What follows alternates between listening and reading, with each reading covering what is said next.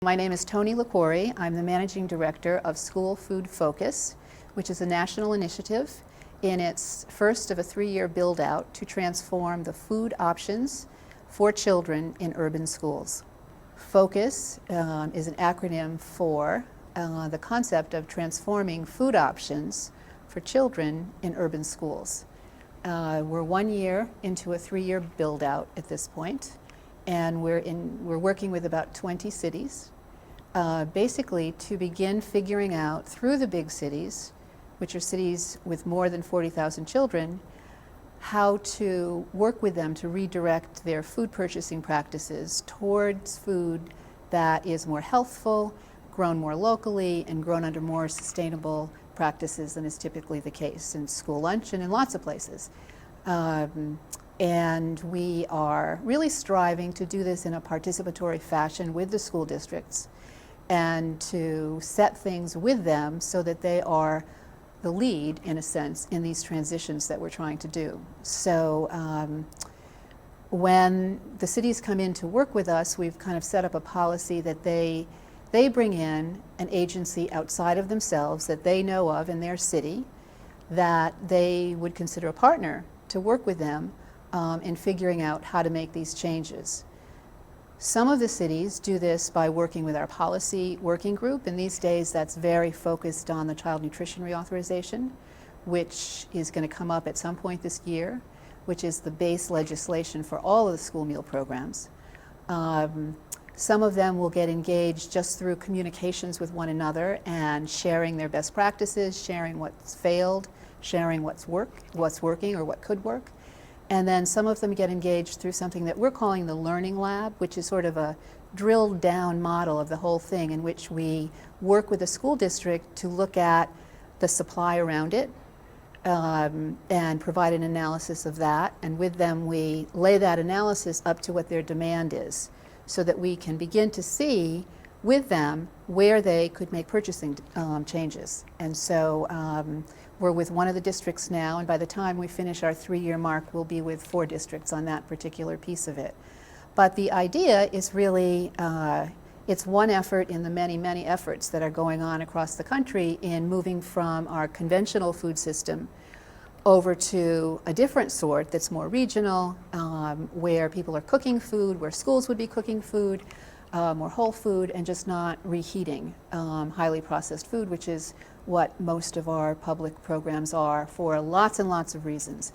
And to engage the leaders in these school districts that want to participate in the change is really an honor. They know so much. They know what the problems are. They even know, pieces of the solution. And often they're cast as the enemy.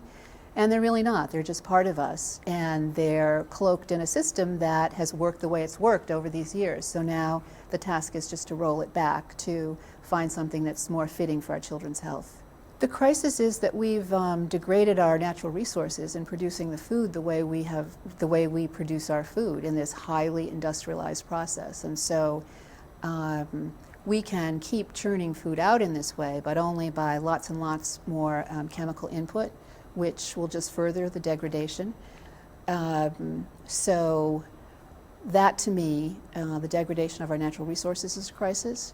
And then on the human side, it's our health condition with epidemics of obesity and diabetes, as severe as they are, and mirroring this inequity throughout the whole system, where the worst of that is in the poorer communities. So it's been a while since I could see that I should step back and say I was one of the people that worked on bringing these programs online, as an advocate years back. And at some point in the 80s or 90s, it turned. I could see that the food in these programs were just contributing to the crisis or to the problem. And so I feel very privileged to be part of groups that work on changing that back again. People don't cook at home, and people are pretty comfortable with that you eat out, you take in, you do this, you do that, but you don't really cook. And the same thing has happened in our institutions.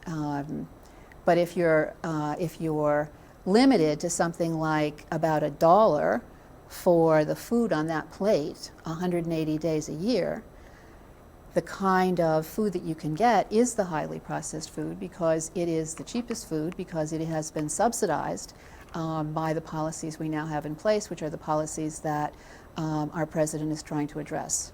And we need to support him and the new secretary to work on policies across the board. Sometimes they seem very far away from us, but if something like corn and soy are subsidized to the extent that they are, and those are the foods that are the base of this highly industrialized product, those foods become cheaper.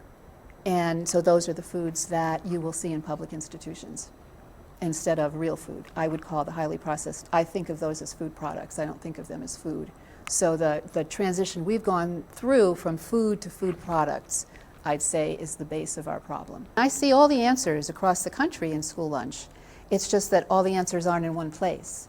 They might be in Seattle, or they might be in Miami, or they might be in Berkeley, particular answers, because lunchrooms around the country are trying to do this. But you don't see it all in one place because of the constraints that the programs have to deal with. You see many of the programs trying to do particular things. And that's how it starts. It's by steps, it's in stages, and I guess in 20 years, I would expect that we'll see those stages sort of in full force in our lunchrooms. And we'll look back at these days thinking that it was a very unacceptable way to deal with our children. We are working with food and fitness cities that have more than 40,000 children, and we're working with many other cities. And so to bring other cities' stories to them is helpful to them, I hope. And also, in working here, I'm pretty convinced that this is a slow process. It's what I do all the time. It's not going to happen overnight at all. It's a long process, and we have to figure out how to be patient with ourselves, how to be strategic in where we can make the changes, where we can't make the changes, and how to sustain ourselves, because this is going to take a while. And it's a matter of bringing more and more people to the different tables where change is going on. So I find it incredibly valuable to be here to listen to what's happening in these particular communities.